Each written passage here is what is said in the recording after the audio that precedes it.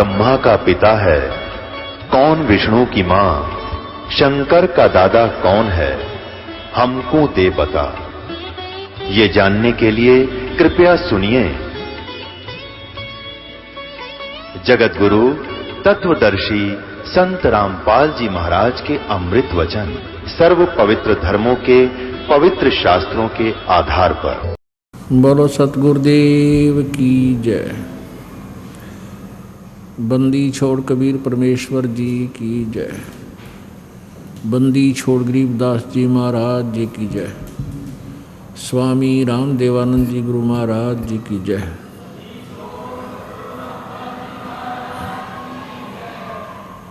सर्व संतों की जय, सर्व भक्तों की जय, धर्मी पुरुषों की जय, श्री काशी धाम की जय, श्री छुडानी धाम की जय, श्री करौथा धाम की जय, श्री बरवाला धाम की जय। सत साहिब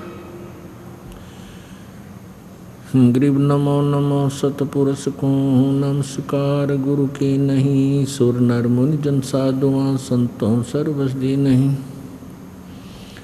सतगुरु साहेब संत सब डंडो तुम प्रणाम। आगे पीछे मध्य हुए तिनको जा कुर्बान। नराकार निर्विषम काल जाल वैभंजनम निर्लेपम निज निर्गुणम अकल अनुबेशोन्दनम सोहम सुरति समाप्तम सकल समाना नीरतलय उज्ज्वल हिरंबर हरदमम बेपरवा अथा है वार पार नहीं मज्जतम। गरीब जो सुमर सिद्ध होई गणनायक गलताना करो अनुग्रह सोई पारस पद परवाना।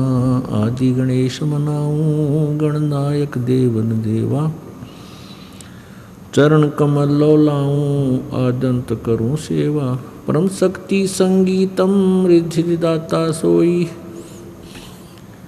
अवगत गुण अतीतम सत्य पुरुष निर्मोही।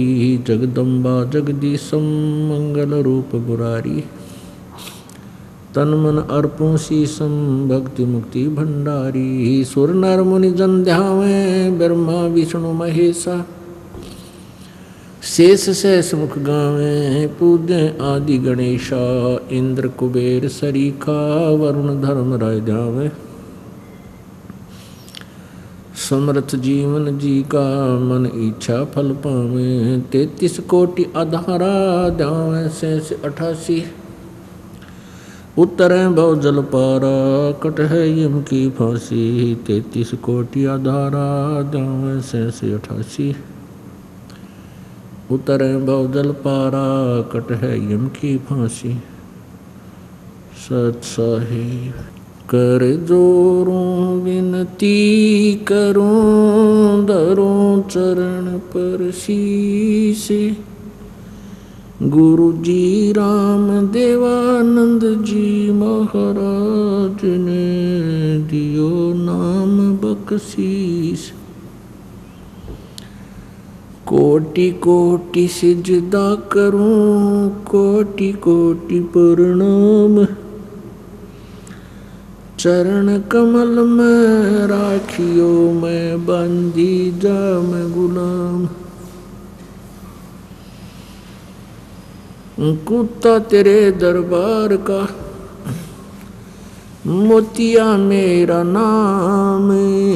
गले प्रेम की जेवड़ी जाखें चोवा जाऊं मैं। तो करो तो बावड़ू दूर दूर करो तो जाऊं। जो रखो त्यों ही रहूं जो देवो सो खाऊं। 7 द्वीप 9 खंड में गुरु से बड़ा न कोई। करता करे न कर सके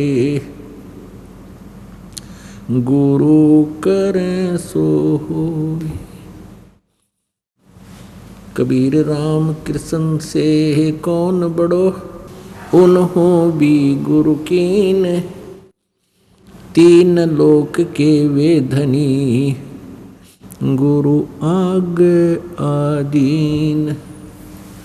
गुरु बिन माला फेरते, गुरु बिन देते दान, गुरु बिन दोनों निष्फल है, चाहे पूछो वेद पुराण। जय इब कै सतगुरु मिले, सब दुख आँखों रो, चरणों ऊपर शीस धरूं, कहूँ जो कहनी हो। कबीर साईं मिलेंगे, पूछेंगे कुशलात, आदि अंत की सब कहूँ, अपने दिल की बात। गुरु जी तुम ना भूलियो, चाहे लाख लोग मिल जाहीं, हमसे तुमको बहुत है, पर तुमसे हमको ना। कबीर तुमरे विसारे क्या बने, मैं किसकी शरण में जाऊं। शिव ब्रंच मुनि नारदा, तिनके हृदय न समाऊं। अब गुण किए तो बहुत किए, करत न मानी हार, बावे बंदा बख्श दियो, बावे गर्दन उतार। अब गुण मेरे बाप जी, बख्शो गरीब नवाज, जो मैं पूत कपूत हूँ, बोर पिता को लाज। मैं अपराधी जन्म का, नक्सिक बरे विकार, तुम दाता दुख भंजना, मेरी करो संभार। परम पिता परमात्मा पूर्ण ब्रह्म, सारी सृष्टि के रचनहार, कुल मालिक, परम अक्षर ब्रह्म, कबीर देव जी की असीम कृपा से, कबीर साहब जी की असीम कृपा से आप जी इस शुभ समागम में पहुंच पाए। जिन पुण्य प्राणियों के पूर्व जन्म के संस्कार अत्यधिक होते हैं, वे ही प्राणी ऐसे शुभ समय का लाभ उठा पाते हैं। पुण्यात्माओं, परमात्मा कबीर जी ने हमें आकर के वो यथार्थ ज्ञान दिया है कि हम जिसके अभाव से इस काल के जाल में फंसे हुए हैं,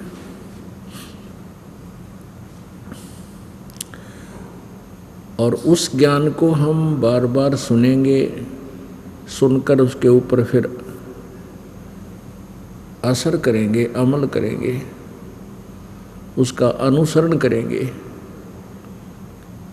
तो फिर हम अपने उस लोक में पहुंच जाएंगे जहां जाने के बाद इस प्राणी की कभी मृत्यु नहीं होती, वृद्धावस्था नहीं आती, युवा शरीर रहता है, कोई कष्ट नहीं, कोई रोग नहीं, किसी प्रकार की कोई टेंशन नहीं, कोई कार्य करने को नहीं, प्रत्येक सुविधा वहाँ उपलब्ध रहती है परमेश्वर के सच्चे दरबार में, सतलोक में। अब हम इतना कुछ ज्ञान सुनते हैं और फिर भी हमारी बुद्धि इतना काम नहीं करती जितना परमात्मा चाहते हैं। जिन प्राणियों को ये सत्संग सुनने को ही नहीं मिला, उनका तो दुर्भाग्य है ही है, और जिनको ये सुनने को मिल रहा है वो भी लग रहे हैं बेचारे, जैसे पहली कक्षा के बालक होया करें, और जैसे छोटे बच्चे होते हैं वो माता पिता से प्रसन्न किया करते हैं। छोटा सा बच्चा होता है, पिता कोई कार्य कर रहा है तो वो उस वस्तु के बारे में पूछते हैं। जैसे किसी ने ये पेन रखा है साथ में और बच्चा आता है छोटा सा, और उठते ही पूछता है पिताजी ये क्या है? तो पिताजी कहता है पेन है बेटा ये। वो फिर पूछता है वो फिर कहता है पेन है ये बच्चा का इतना ही प्रश्न होता है फिर कहता है पेन है ये पेन। यूँ कह वो चल पड़ता है। उसकी बुद्धि इतना ही काम करती है, वो ये नहीं सोच रहा कि पिताजी गलत कह रहे हैं, पर वो कैच नहीं कर रहा पिताजी ये बता के रहे हैं। वो ए करके चल ही देता है, कोई और खेल में लग जाता है और पिताजी से वो सब सुन भी जाता है। और जब वो बच्चा बड़ा हो जाता है, उसकी बुद्धि पूरा काम करने लग जाती है, तो उसको फिर पिताजी कहता बेटा पेन ला उठा के। वो दौड़ा दौड़ा जाता है और वही पेन उठाकर पिताजी को दे देता है। तो अब जो आप सत्संग में आ रहे हो और जिनके हृदय में इतनी तड़फ नहीं बनती जितनी ये दास बनाना चाहता है, तो आप बालक हो, आपकी अभी समाप्त हुई नहीं है। और जिनकी समाप्त होगी वो प्रत्येक सत्संग में आते 100 काम छोड़ के। वो संकेत समझने लाएगी, उनकी बुद्धि काम करने लाएगी, वो समझ गए उन सैन को, संकेत को जो गुरु जी संकेत दे रहे हैं, परमात्मा ज्ञान बता रहे। तो जिनकी मिट जाएगी फिर वो सयाने हो जाएंगे और समझदार होने के बाद ही वो 100 खतरों से बचेंगे। छोटा बालक है जिसकी नहीं मिटी है, जिसने न्योय नहीं बेरा यू पेन है और पिताजी बता भी रहा है, और वो ये भी नहीं मान रहा कि पिताजी गलत बता रहे होंगे और उसको स्वीकार भी नहीं कर पा रहा, तो वो बालक है। तो वो बच्चा कभी भी मार खा सकता है। वो कोई बिजली के नंगे तार को भी आतिशबाजी समझकर जो सपारक कर रहा हो उसको भी पकड़ लेगा और जान से हाथ धो बैठेगा। वो सर्प को भी पकड़ लेगा क्योंकि उसको पता ही नहीं, और उसको वो डस जाने से मृत्यु को भी प्राप्त हो जाएगा। तो ये दास ये देख रहा है कि जिनकी मिट गई वह नहीं चूकते, 100 काम छोड़ कर आते हैं, और उन कामों को फिर परमात्मा किया करता है। जिस कार्य को हम नहीं कर पा रहे तब हम परमात्मा के लिए चलते हैं, और परमात्मा हमारे कार्य कब करता है?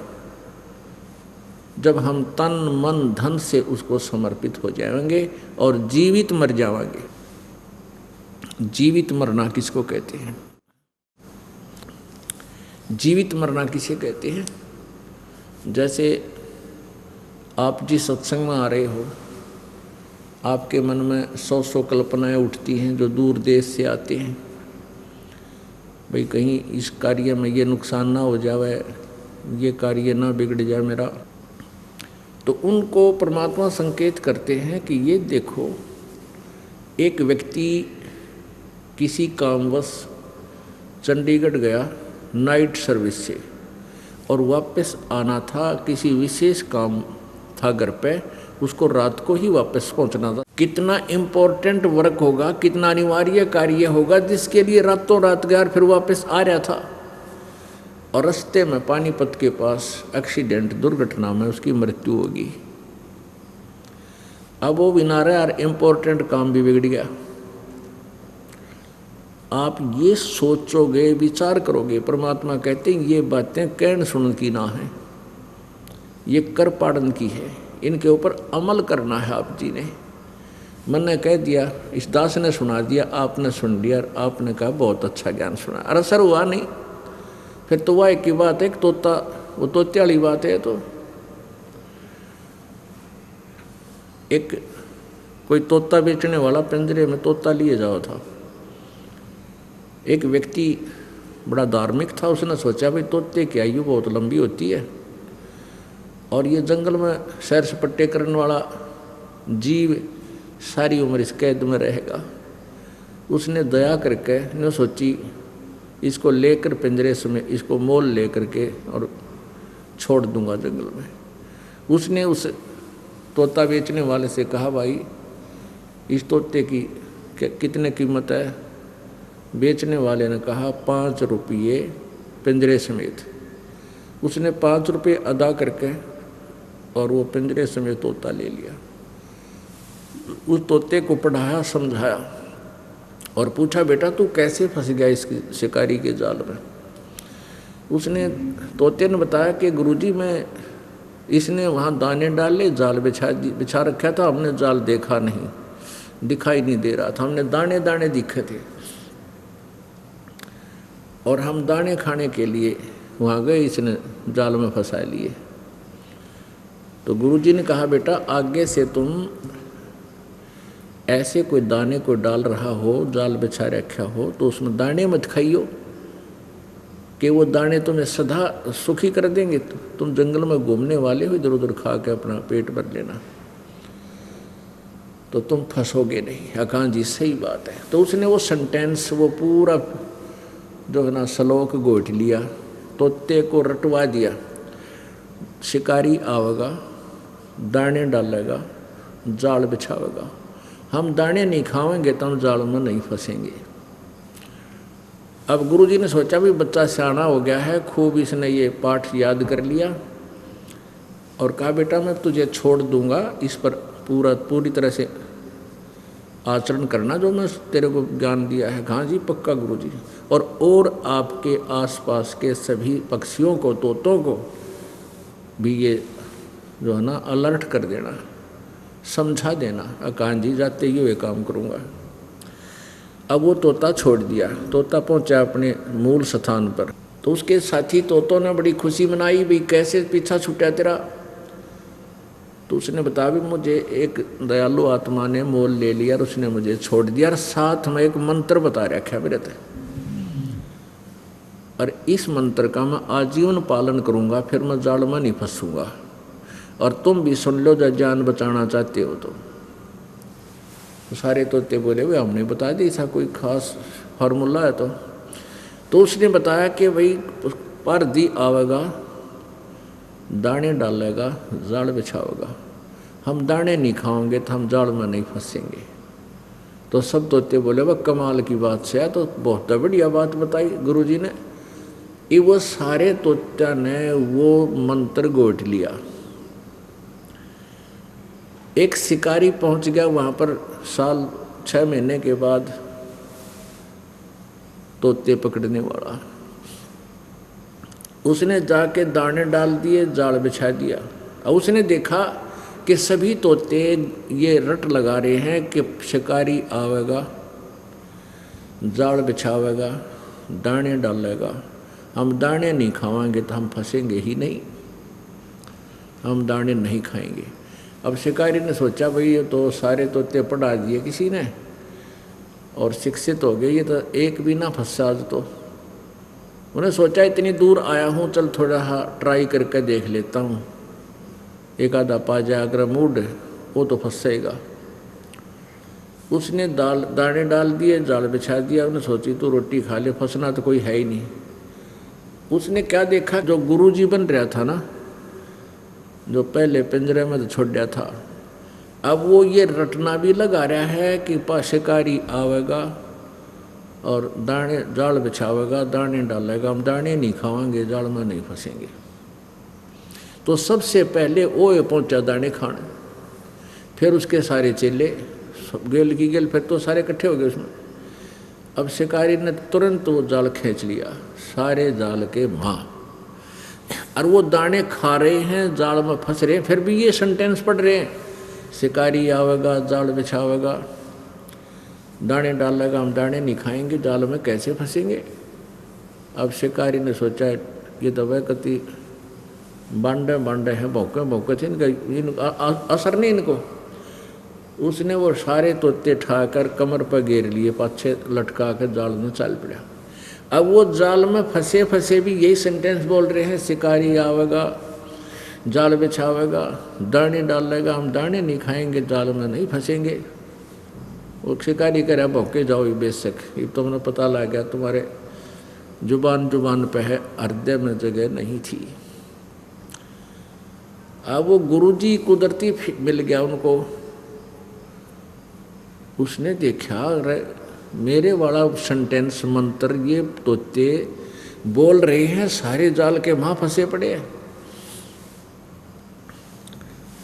तो उसने देखा है तो बड़े निकम्मे, और फिर भी बोले जा रहे हैं। तो पुण्यात्माओं, जो ये ज्ञान प्रतिदिन आपको दिया जाता है और आप जी को विशेष उद्देश्य यही बताया जाता है कि मनुष्य जीवन बार बार नहीं मिलता, और इच्छा छुटवाओ इस गंदे लोग तय, इस काल के जाल से। यहाँ कोई जीव सुखी नहीं। किसी भी प्राणी ने देख लो आप, चाहे अपना राष्ट्रपति दिखाई देता हो जो घोड़े की बुग्गी में चलता हो, वो जरा सा भी सुख नहीं है। ना प्रधानमंत्री को, ना मुख्यमंत्री को, मंत्रियों को, किसी को भी सुख नहीं, ना किसी पैसे वाले को। निर्धन सुखी हो ही नहीं सकता।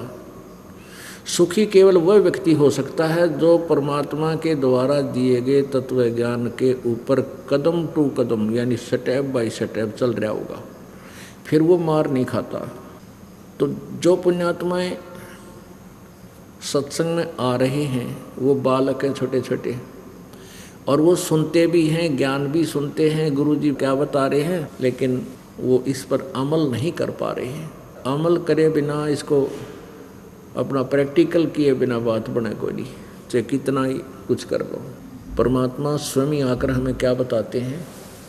जैसे आदरणीय गरीबदास साहिब जी को परमेश्वर कबीर जी सतलोक से चलकर आकर मिले, गांव छुडानी, जिला झज्जर, प्रांत हरियाणा, भारत में।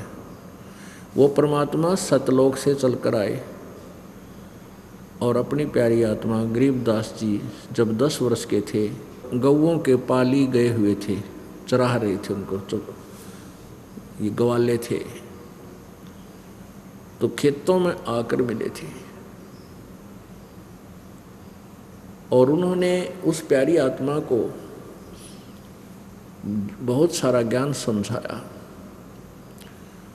गरीबदास जी और अन्य वहाँ उपस्थित ग्वालों ने कहा, हे महात्मा जी, आप यात्री हो, अतिथि हो, राह चलते हो, आप खाना खाओ। तो परमात्मा ने कहा, भाई मैं खाना तो खा कर आया हूँ, अपने गांव से, सतलोक से आया हूँ मैं। तो पालियों ने कहा, जी दूध तो पीना ही पड़ेगा आपको, क्योंकि हम अतिथि को बगैर खाए पिए जाने नहीं देते, हमें पाप लगता है। तो परमेश्वर ने लीला दिखानी थी, कहा कि भाई मैं कंवारी गाय का दूध पीऊँगा।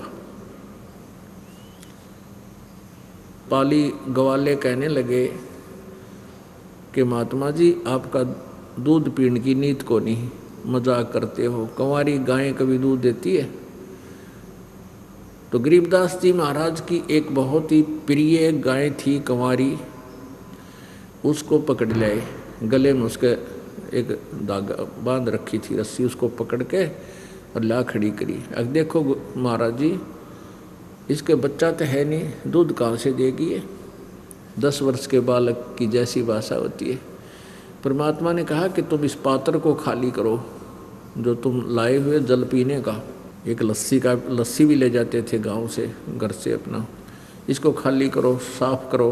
वो खाली करके साफ करके और कहा इसके नीचे रखो गाय के।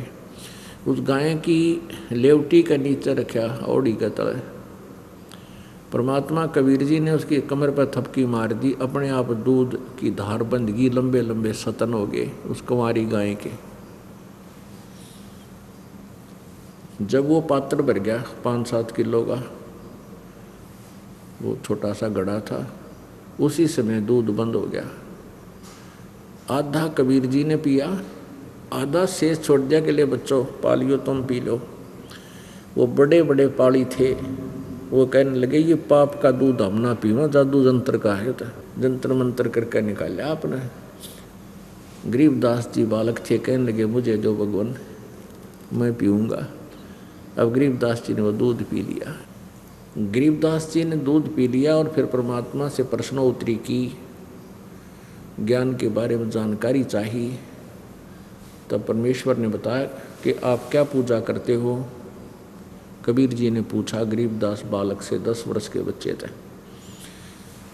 वो कहने लगा, जी हम भगवान शिव जी की पूजा करते हैं, हम भगवान विष्णु की भी पूजा करते हैं, राम कृष्ण की पूजा करते हैं, और अपनी जो भी उनकी एकादशी द्वादशी थी उसकी भी पूजा बताई। तो परमात्मा ने कहा बेटा पूजा के योग्य केवल एक ही प्रभु है, वो परम अक्षर ब्रह्म पूर्ण ब्रह्म है, और उसी का संदेशा देने के लिए मैं इस संसार में आता जाता रहता हूँ। उसी परमात्मा की भक्ति से मोक्ष होगा। राम और कृष्ण ब्रह्मा विष्णु महेश, ये राम कृष्ण विष्णु जी के अवतार, ये पूर्ण परमात्मा नहीं है, ये कंप्लीट गॉड नहीं है। इनकी साधना से तुम्हारी जन्म मृत्यु की ये परंपरा समाप्त नहीं हो सकती, जन्म मरण का रोग नाश नहीं हो सकता, और यहाँ प्रत्येक प्राणी बहुत दुखी है। ये गायें हैं और पशु पक्षी अन्य हैं, ये भी कभी मनुष्य थे। आज देखो ये गर्मी सर्दी इनको कितना दुखी कर रही है। किसी का चीचड़ लग रहे हैं, किसी का जोक चपटकी, किसी को कोई तकलीफ है बोल कर बता नहीं पा रहा है। यानी ऐसा मार्ग में ज्ञान दिया परमात्मा ने, वो गरीबदास बच्चे की आत्मा एकदम पिघलेगी, मेल्ट होगी कि हे भगवान है तो ये दुख, क्या हम भी फिर ये पशु बनाएंगे? कहाँ बेटा, वो बनेंगे जो भक्ति नहीं करते। वो बच्चा कहता है जी भक्ति तो हम करते हैं, भगवान राम की जय बोलना, कृष्ण जी की जय बोलना, कोई मिला उसको राम राम कहते हैं। परमात्मा ने कहा बेटा ये राम और कृष्ण ये कंप्लीट गॉड नहीं है, इनसे ये दुख मिट नहीं सकता, इनका अपना भी नहीं मिटा हुआ, ये भी अपने कर्म के दंड को भोगते रहते हैं, और इनकी जन्म मृत्यु होती है। ये अविनाशी परमात्मा नहीं है, एक अविनाशी परमात्मा और है, और उसी का संदेशा देने के लिए मैं आया हूँ। अपने आत्माओं जो श्रोता प्रथम बार आते हैं, क्योंकि हमारे भक्त श्रद्धालु परमात्मा की प्यारी आत्माएं अपने मित्रों को, अपने भाई को, बहनों को, रिश्तेदारों को जाकर के बार बार आग्रह करते हैं कि आप जी एक बार चलकर वो सत्संग सुनो, तो वो बेचारे आ जाते हैं और वो ये सुनते हैं कि राम और कृष्ण नासवान हैं, ये ब्रह्मा विष्णु शंकर जी भी नासवान हैं, हमने तो कभी सुना नहीं, ये तो बात जची नहीं।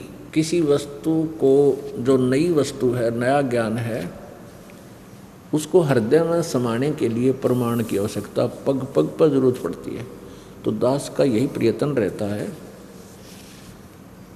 कि चाहे 10 व्यक्ति भी समझें इस ज्ञान को, पर वो थोरोली समझ जाए, कंप्लीटली समझें, और फिर वो आगे चल के अपने प्यारी आत्माओं को, भाइयों को, बहनों को, अपने नातियों को फिर वो समझाएंगी, जाके समझाएंगे तो फिर वो ऐसा दृढ़ता से समझा देंगे और फिर वो अपने आप नाम लेने के लिए दौड़े आएंगे, कल्याण करवा लेंगे, उनका भला हो जाएगा। देखिएगा ये देवी भागवत, इसमें दिखाते हैं राम और कृष्ण विष्णु भगवान ये नासवान है।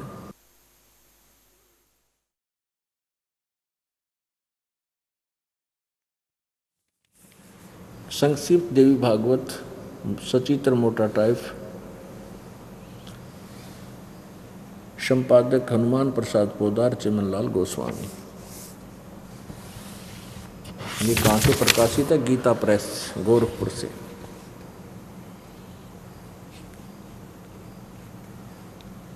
गीता प्रेस गोरखपुर, प्रकाशक एवं मुद्रक हैं गीता प्रेस गोरखपुर, गोविंद भवन कार्यालय कोलकाता का संस्थान है। ये इनके फ़ोन और फैक्स नंबर है।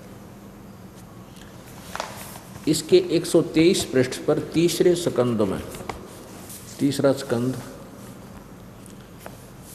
123 पृष्ठ पे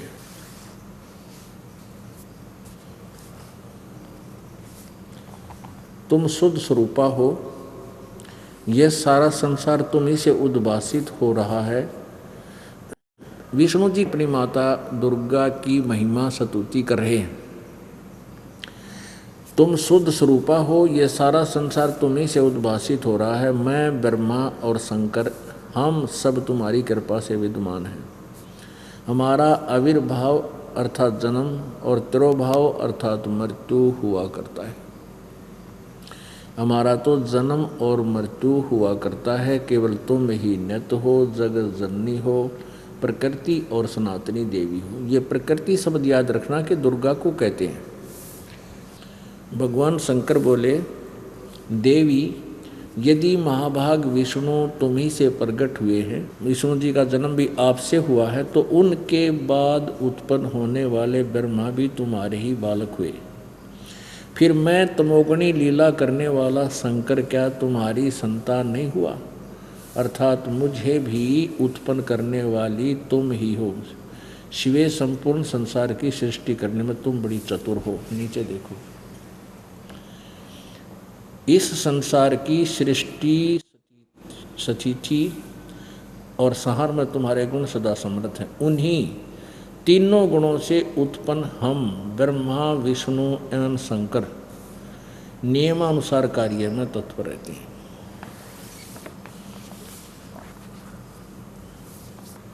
अब इससे चार बातें सिद्ध होगी। एक तो ये होगी कि ब्रह्मा और विष्णु और शिव जी ये नासवान हैं, इनकी जन्म और मृत्यु होती है। दास नहीं कह रहा, इनकी हिस्ट्री सीट बता रही है, इनकी जीवनी में लिखा है। दास तो पढ़कर सुना रहा है।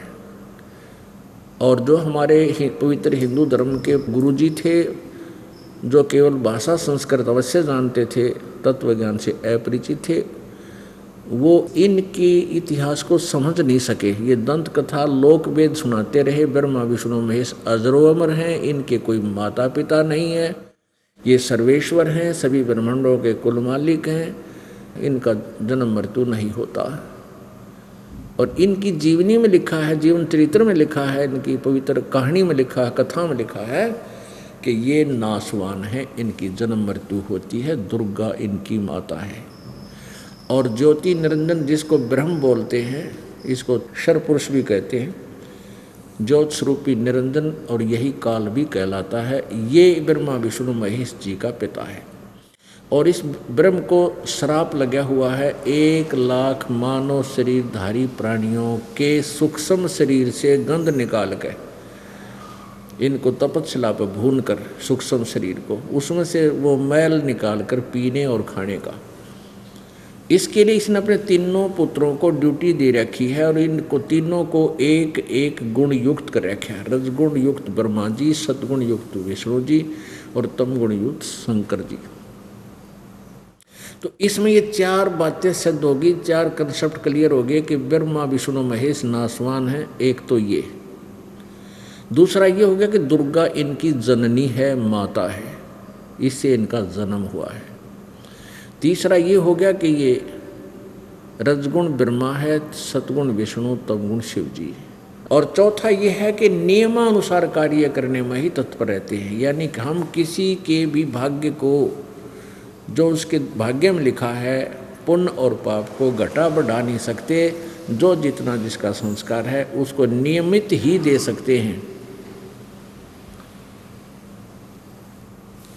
आप पुण्यात्माओं, गरीबदास साहिब जी ने जब परमेश्वर के मुख से ये बात सुनी, बालक था, कहने लगा, भगवान हमने तो यही सुना है कि ब्रह्मा विष्णु महेश के कोई माता पिता नहीं है और स्वर्ग से ऊपर कोई स्थान नहीं है। तो परमेश्वर ने बताया, बेटा स्वर्ग तो ऐसा है जैसे गर्मी के महीने में कोई धनी व्यक्ति 20,000 30,000 रुपये ले जा, आजकल तो 20-30 में भी काम ना चला, 50,000 60,000 ले जाने पड़ेंगे, और फिर चला जा कुल्लू और मनाली शिमला साइड में गर्मियों के महीने में, हरियाणा, राजस्थान, उत्तर प्रदेश, मध्य प्रदेश, ये ऐसे जो गर्मी सर्दी जहाँ पर प्रत्येक सीजन में आती है ऋतु में, तो उनमें से एक व्यक्ति एक वर्ष जो कमाया उसमें कुछ ज़्यादा हो गया, कुछ धन लेकर के शिमला में या कुल्लू मनाली साइड में चला जाता है और वहाँ जाकर के होटल में कमरा किराए पर लेता है और महीने 20 दिन 2 महीने वहाँ सैर सपट्टा करके 1,00,000 रुपया बर्बाद करके वो अपनी जेब से ख़त्म करके और फिर मुंह लटका के वापस आना पड़ता है उसी कर्म क्षेत्र में।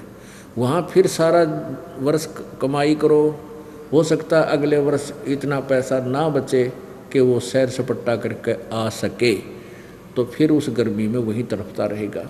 तो ऐसे ये स्वर्ग है। वेदों से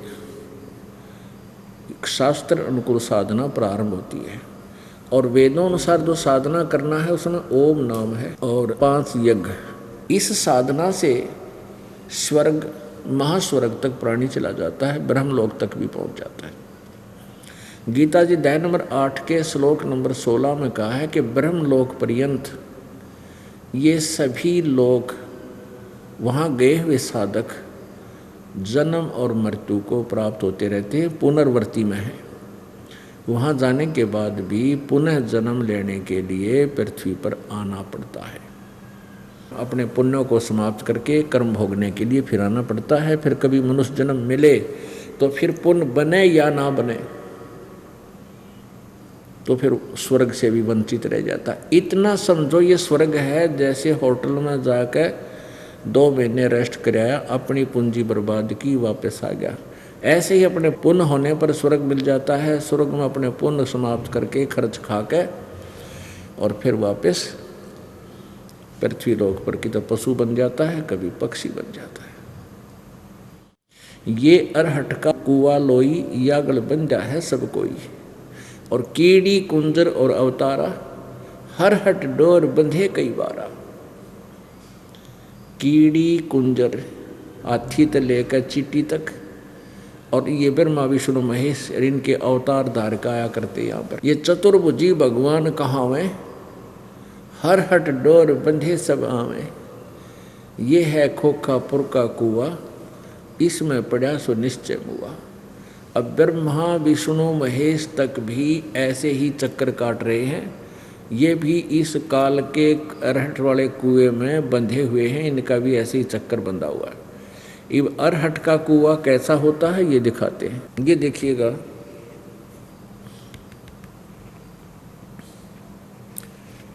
ये जो पोर्शन आपको दिखाई दे रहा है ये एक कुआं है। ये इतना ये कुआं है, इसमें ये जल भरा हुआ है। और ये हरहट एक रहट होता था, अरहट बोलते हैं इसको। यहाँ एक पुली लगा दी जाती थी, इस पुली के ऊपर के चैन चलती थी, ये चैन, और चैन के बाल्टियाँ वेल्ड कर दी जाती थी। ये बाल्टियाँ वेल्ड कर रखी हैं। ये चैन चलती थी, इसको बैलों से चलाया जाता कोल्लू की तरह। तो ये पुली चलती थी तो ये चैन भी नीचे आती थी, बाल्टी यहाँ से बाल्टियाँ भरती और ऊपर जाके यहाँ खाली हो जाती, और ये जल बाहर खेतों में चला जाता, सिंचाई के काम लेते हैं। यहाँ क्या बताया है कि जैसे नीचे से पानी भरा बाल्टियों ने, ऊपर आकर खाली होगी, फिर भर के लेगी, फिर ऊपर गई, फिर खाली होगी, फिर भर के आई, फिर खाली होगी, फिर नीचे से भरी, फिर ऊपर जाकर खाली होगी, फिर भरी। तो ये चलता ही रहता था सारा दिन। तो इसमें क्या बताते हैं कि जैसे आप पुण्य इकट्ठे किए पृथ्वी लोक पर आके, ऊपर स्वर्ग में खाली किए, पाप नरक में खाली किए, और फिर बाल्टी खाली वापस आ गई, फिर नीचे तो भरी फिर चले, फिर नीचे भरी फिर चले। तो इसमें कहते हैं चतुर्भुजी भगवान कहाँ हैं, ये ब्रह्मा विष्णु महेश भी, और हर हट डोर बंधे सभा में, इनकी भी जन्म मृत्यु होती है, और ये भी ऐसे ही अन्य योनियों को भी भोगते रहते हैं। ये अरहट का कुआ लोई या गढ़ बंजा है सब कोई, कीड़ी कुंजर और अवतारा हर हट डोर बंधे कई बारा। और परमात्मा क्या बताते, अमर करूं सतलोक पठाऊं तात बंदी छोड़ कहाऊं। अब गरीबदास जी महाराज बालक थे छोटे से, और बच्चे के अच्छा और बुरा रंग जल्दी चढ़ा करे, और कुछ पुण्य आत्माएं होती हैं जिनको परमात्मा स्पेशल आकर मिलते हैं, और उनको अपने ज्ञान से, अपने यथार्थ भक्ति से परिचित कराया करते हैं। फिर वो पुण्यात्मा अपने अक्षेत्र में जिस भी समाज में उत्पन्न है, अपनी लैंग्वेज में बोल बोल फिर वो परमात्मा के बारे में कलम तोड़ व्याख्या करता है, पूरी दृढ़ता के साथ व्याख्या करता है। ये लक्षण है उस पूर्ण ब्रह्म के कि वो परमात्मा सतलोक से अपने निज धाम से गति करके आता है और अपनी विशेष पुण्यात्माओं को, वर्णीय पुरुषों को, दृढ़ भक्तों को, सच्ची आत्माओं को, दृढ़ आत्माओं को, जो उनके विशेष भक्त हैं, उनको आकर मिलता है, फिर उनको ज्ञान बताता है। अब ये भी आपको प्रमाण देना पड़ेगा। देखिएगा ऋग्वेद 9-10 मंडल अनुवाद करके इनका ये इकट्ठे जल्द किए हुए हैं। 9-10 मंडल ये लिखा महर्षि दयानंद सरस्वती। ये कहाँ से प्रकाशित है?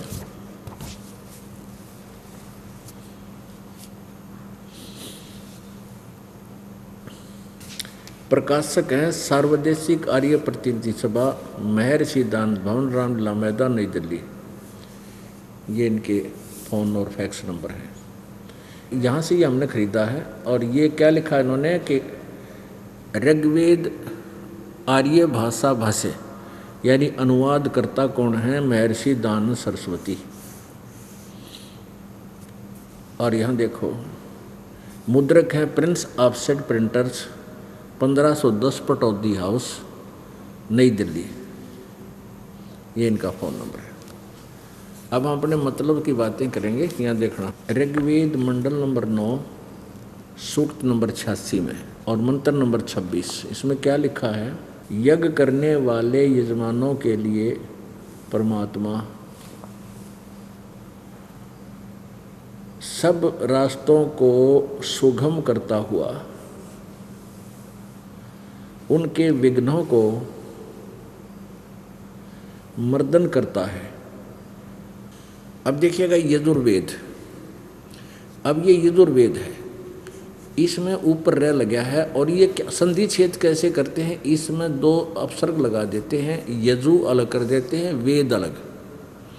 तो इस अगर कहीं यजुर्वेद की महिमा गाई जा रही हो तो वहाँ अकेला यजु भी लिखा हो तो लिखना पड़ेगा वो यजुर्वेद है। ये अंडरस्टूड है। तो यहाँ देखिए इन्हीं के द्वारा यजुर्वेद में महर्षि दयानंद ने ही ऐसा किया है, ये ठीक किया है। यह देखो प्रकाशक है सार्वदेशिक आर्य प्रतिनिधि सभा, 2/5 महर्षि दयानंद भवन, रामलीला मैदान, नई दिल्ली। ये इनके फ़ोन और फैक्स नंबर है। यजुर्वेद आर्य भाषा भाष्य संपूर्ण 40 अध्याय, महर्षि दयानंद सरस्वती कृत। ये महर्षि दयानंद जी ने इसका अनुवाद किया है यजुर्वेद का पूरे के पूरे का। मुद्रक है Prince offset printers, 1510 Pataudi house, Daryaganj, नई दिल्ली। इसके 36वें अध्याय के प्रथम मंत्र में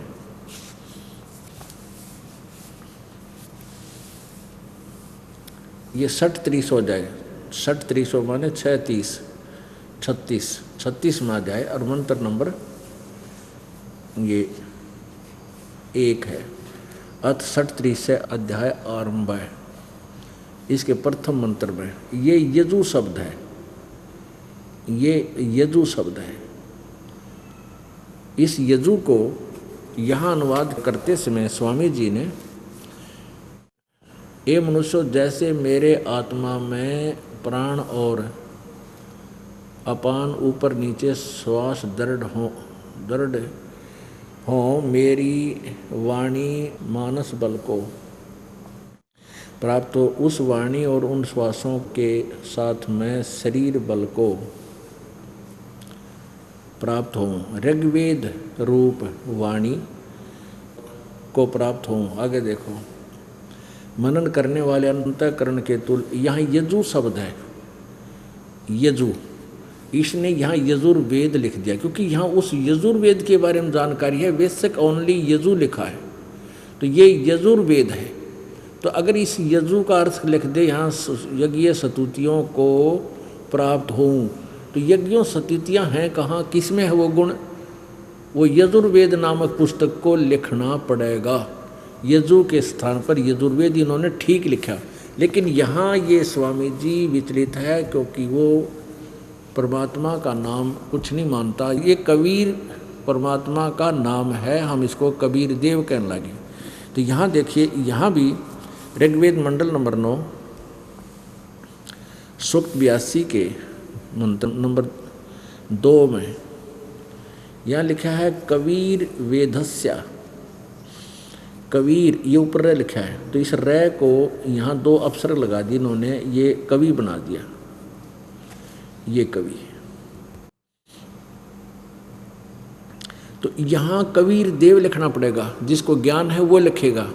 इनको ज्ञान तो था ही नहीं कुछ भी इसको तो परमात्मा के बारे में, तो यहाँ कबीर देव लिखना चाहिए था। वो आप कबीर देव हैं, हे परमात्मन उपदेश करने की इच्छा से आप महापुरुषों को प्राप्त होते हो और आप अत्यंत गतिशील पदार्थ के समान, यानी बहुत तेज गति से आध्यात्मिक यज्ञ को, जहाँ धार्मिक क्रियाएं होती हैं, उन भक्तों के पास पहुँच जाते हैं, प्राप्त होते हैं। आप कबीर देव हैं, आप कबीर देव लिख दें। यहाँ पर कबीर ना लिखो, न शर्माव है, आप कबीर देव लिख दो। कबीर देव हैं, शुद्ध स्वरूप हैं, हमारे पापों को दूर करके हे सोम आप हमको सुख दें। अच्छा, अब तीसरे में लिखा है ऋग्वेद मंडल नंबर 9 सूक्त 82 के मंत्र 3 में लिखा है कि पवित्र यज्ञों में रक्षा से आप प्राप्त होते हैं, यानी आते हो वहाँ पर जहाँ सच्ची साधनाएं के जो अनुष्ठान होते हैं, और पृथ्वी लोकांतर में गति करते हुए, सर्वव्यापक नहीं, गति यानी वहाँ से चल कर लोकांतर में चलते हुए आप है, आप माने आप, सर्वव्यापक नहीं। इनकी थ्योरी गलत थी, इसलिए इन्होंने बीच में डंगा डाल लिया अपना। आप है माने आप स्वयं गतिशील होकर वहाँ से चल कर, अब सर्वव्यापक तो पहले था, जो इनकी बात माना तो गतिशील की तो हो गया फिर वो, तो गति स्वयं गतिशील होकर विराजमान होते हैं। इससे हमने इतना ही लेना था कि वो परमात्मा सतलोक से चलकर आता है, दृढ़ भक्तों को मिलता है, और वो क्या करता है ये देखिएगा। उसका उद्देश्य क्या होता है का कि इन भोली आत्माओं को जो काल के जाल में फंस के इतना कष्ट उठा रहे हैं, किसी की कोई दुर्गति हो रही है, किसी को कोई टेंशन है, सारा दिन रोटी का ही गुजारा ना होता, सारा जीवन बीत जाता है इन बेचारों का। जैसे चींटी ने देख ले सारा दिन इधर उधर गोली हो ही रहे, कभी किसी पशु पक्षी के पैर के नीचे आकर मर जाती। ऐसे ही मनुष्य एक पेट के लिए मारो मार देख लो कि, तो किसी शहर में जाकर देख ले, बड़े से घूए नून जा रहे हैं लाखों की संख्या में, कोई कारों में, कोई मेट्रो में, कोई कैम, दुनिया भाग रही है, फिर इधर भाग रही है, और रास्ते में कितना मर जाते हैं, हार्ट अटैक हो जाता है या बीमारी हो जाती है या कुछ और एक्सीडेंट में, और वो पेट पूरा ना होता है इनका, यहाँ इतने दुखी। अब पीछे पोलैंड के वो पूरा कैबिनेट, पोलैंड देश का पूरा कैबिनेट है, जिसमें राष्ट्रपति भी, सारे मंत्री भी 1 सेकंड में ख़त्म हो गए, और वह भी नए रेल हो जहाँ थे, फिर ऐसे करेंगे, फिर ऐसा करेंगे, उनको ऐसे कर देंगे। करना था इस जीव ने, वो इनको पता ही नहीं करना क्या चाहिए। जो करना चाहिए वो तो इनको ज्ञान भी नहीं होता, और ज्ञान होता तो शास्त्र विरुद्ध होता, उससे साधना से कोई लाभ नहीं होता। इसलिए सभी भोली आत्मा नास्तिक होती जा रही है कि भगवान की भक्ति से कुछ नहीं मिलता, क्योंकि वो साधना हम गलत कर रहे हैं। जब हम साधना सही करेंगे तो क्यों ना मिलेगा। परमात्मा का विधान बता रहा है, पिछले इतिहास बता रहे हैं।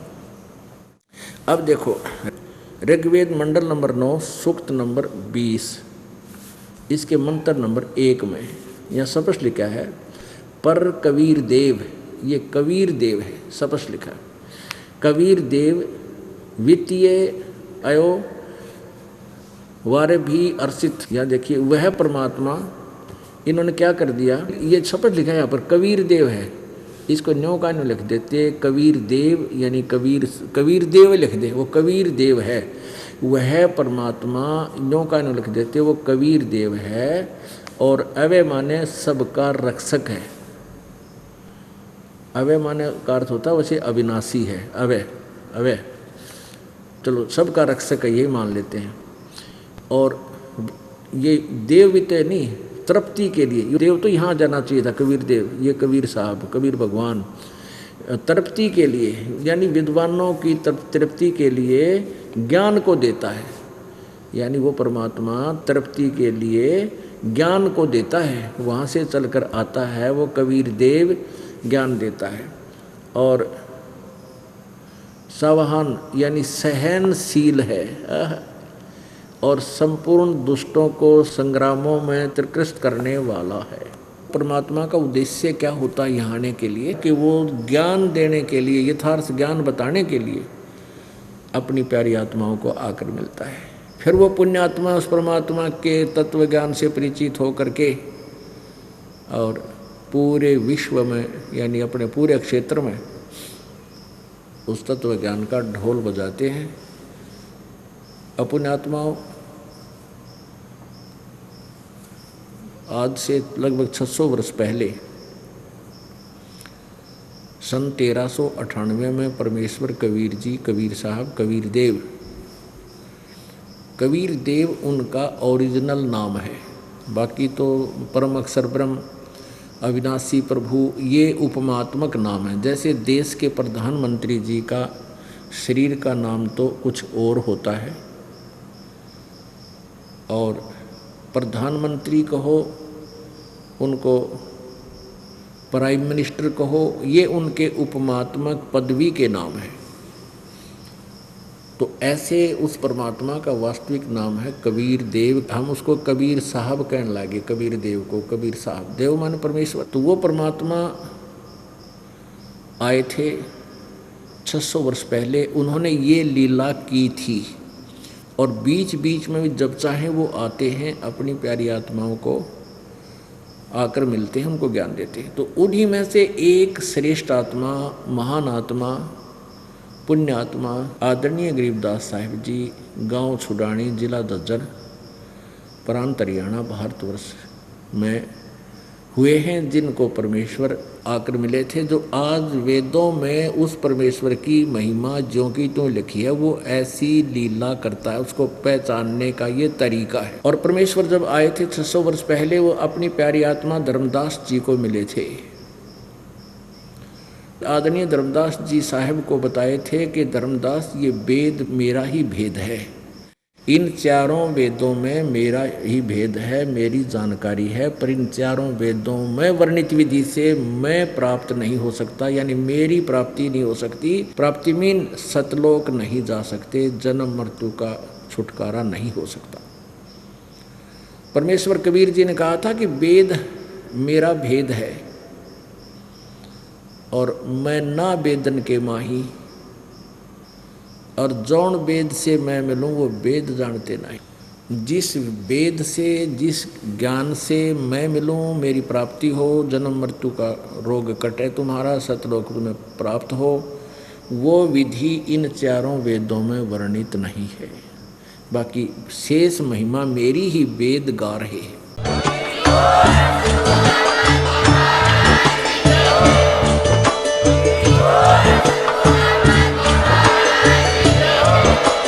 आप सुन रहे थे जगत गुरु तत्वदर्शी संत रामपाल जी महाराज जी के मंगल प्रवचन। अधिक जानकारी के लिए विजिट कीजिए हमारी वेबसाइट www.jagatgururampalji.org। संत रामपाल जी महाराज जी के शुभ आशीर्वाद से पूरे विश्व भर में 500 से भी ज्यादा नाम दीक्षा केंद्र हैं, जिन पर संत रामपाल जी महाराज जी द्वारा ऑनलाइन निःशुल्क नाम दीक्षा दी जा रही है। अपने नजदीकी नाम दीक्षा केंद्र का पता करने के लिए संपर्क करें 8222880541।